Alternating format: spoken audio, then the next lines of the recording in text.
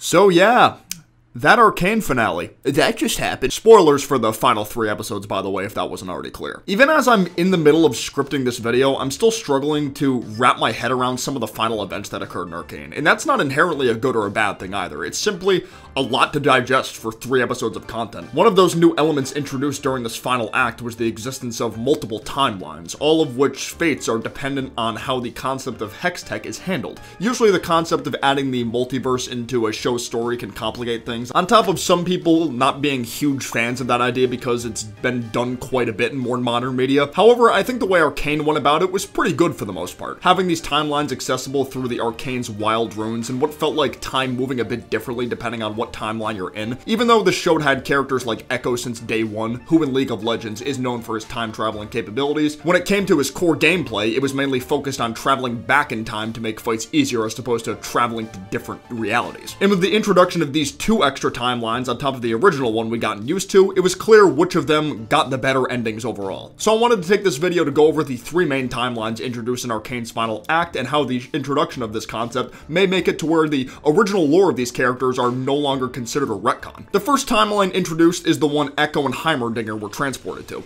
the one that I consider the good timeline. Because of their contact with the Arcane's wild rune at the end of Act 1, Echo, Heim, and Jace were sent all over the place. Echo and Heimerdinger's destination was a reality where Hextech was never invented, meaning characters like Vander, Silco, Benzo, Milo, and Clagger were still alive. Jinx would grow up to be a normal girl as well, still going by the name Powder, even dating Echo in this timeline. I know a lot of people were shipping these two since day one, so I'm sure the fans of their ship were absolutely loving the events of this episode. However, Vi was killed in this timeline, specifically dying during the very first mission to steal Hex Crystals she and her friends went on in Arcane's first episode. By extension, Jace and Victor don't seem to be present in this timeline either, but the sacrifices of these characters seem to do this reality more good than harm because the tensions between Zawnites and Piltovans seem almost non-existent. I'm not exactly sure how the prevention of Hextech made this possible because Piltover and Zaun were shown to be at odds ever since Jinx and Vi were kids. If anyone has an idea for why this ended up being the case, let me know in the comments because I'm not sure why it is. Heimerdinger was the first to arrive there and got to a point where he accepted his fate, that this was his life now and he was gonna,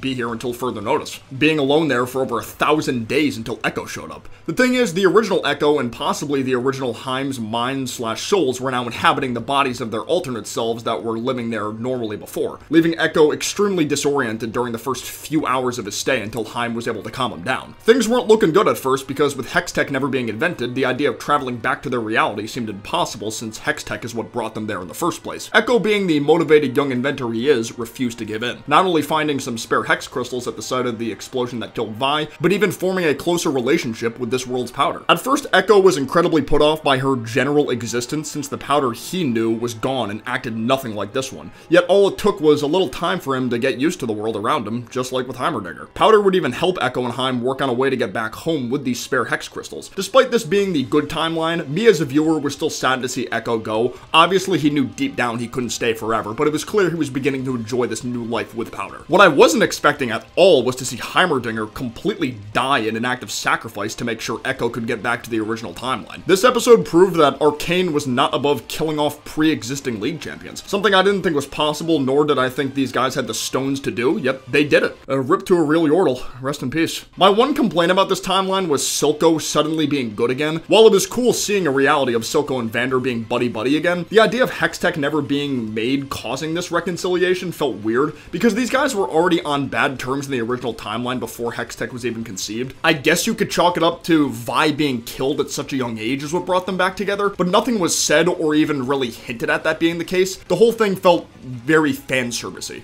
It was solid fan service though, I won't lie, but it was fan service at the end of the day.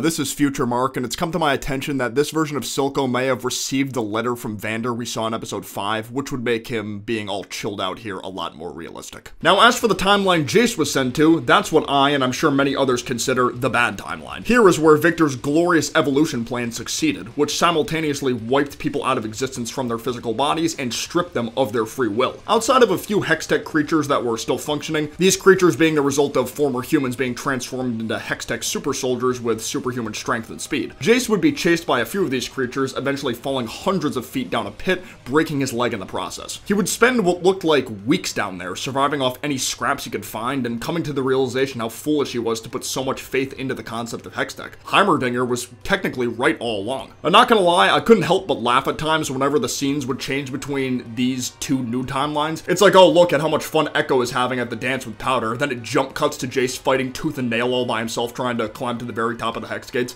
carrying that big-ass hammer on top of that. The stark contrast between these two realities is astonishing. Throughout his time here, Jace would occasionally see visions of the hooded Rune Man that saved him from that blizzard years ago, leading Jace to the very top of the Hex Gates, where he was greeted with this timeline's original version of himself, completely consumed by the glorious evolution. The hooded figure would send Jace back to his original timeline to prevent the same tragedy from ever happening. Only the weird thing is, this hooded figure was actually revealed to be an older, alternate timeline version of Victor, which means it was Victor who gave young Jace a Hex Crystal. Now, I don't know about you guys, but I was 1000% convinced this character was Rise the Rune Mage. Assuming that was the case felt like the most logical conclusion to come to because of the way this character looked and was moving in the first season. So to see it was actually Victor this whole time was very weird, and it took more time to process this than any other major event that happened in Act 3 for me. We never really got much of an explanation when it came to this version of Victor, and that had me stumped for a bit. Like, why did this one have so much control over the runes and Hextech compared to the other ones? Why was he the outlier? The only conclusion I came to was the timeline that Jace was sent to was actually this older version of Victor's timeline, where he somehow broke out of his glorious evolution mindset and regained his humanity over time, in turn devoting his life to traveling to different worlds to make sure the same tragedy doesn't happen again. I'm honestly not sure what else it could be other than that. Also, this guy probably should have been more clear with his instructions to Jace, because clearly blowing a hole through his Victor's chest wasn't enough to stop the glorious evolution. And finally, we have the original timeline, which falls into the category of not terrible, but not that great either. Sin's original plan to infuse Warwick in Victor's blood would come to pass after Victor completely lost his faith in the concept of humanity, allowing he and his old followers to gloriously evolve into more powerful beings, which of course served as the catalyst for the war between Piltover, Zaun, and Noxus, and this war shed a lot of blood during its duration. No name and important characters alike being killed in battle. Can't lie, Maddie might be one of the funniest characters Arcane has ever made. This character went from, Caitlyn's rebound to being one of Mbessa's double agents in the final battle to getting killed by her own bullet thanks to Mel's magic shield. Her whole existence felt so unserious, but I loved it because of that. Upon returning to his original timeline, Echo would try to stop Jinx from offing herself as a way to end the cycle of violence, which he succeeds in after rewinding time a bit and having to talk with her. A talk that I wish we got to see more of, but the interaction we got was solid enough. I was happy to see some of the people of Zaun change their minds to help fight.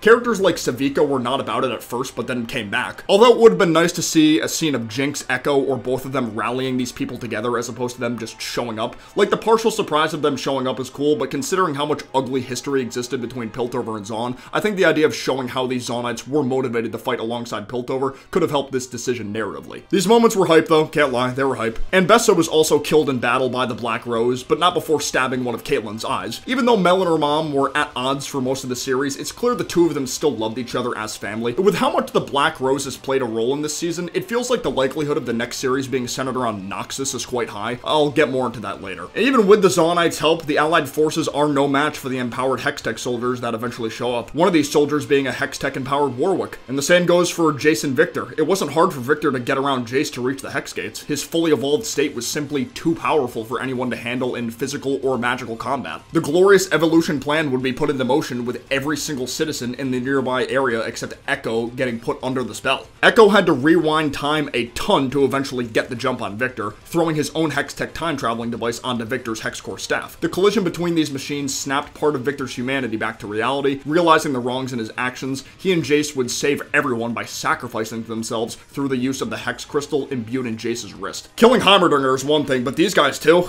Too far! God!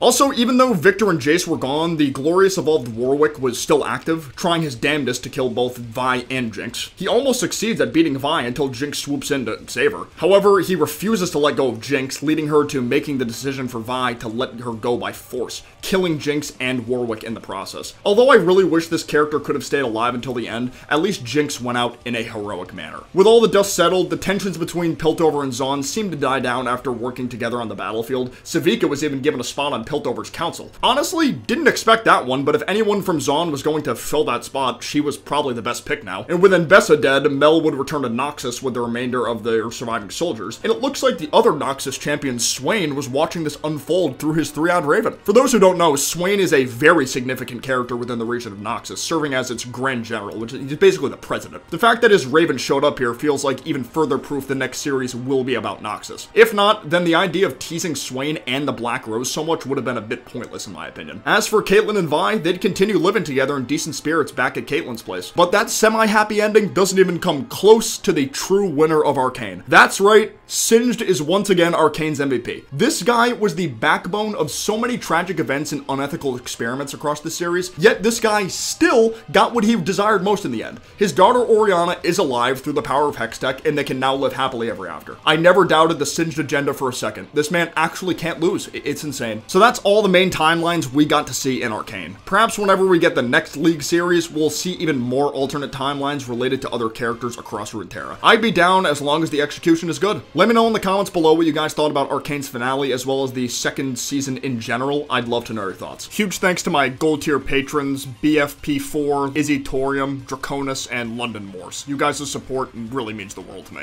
Don't be a stranger to leaving a like down below and subscribing for more content like this in the future. But for now, I will see you guys next time. Peace out, take care, bye-bye.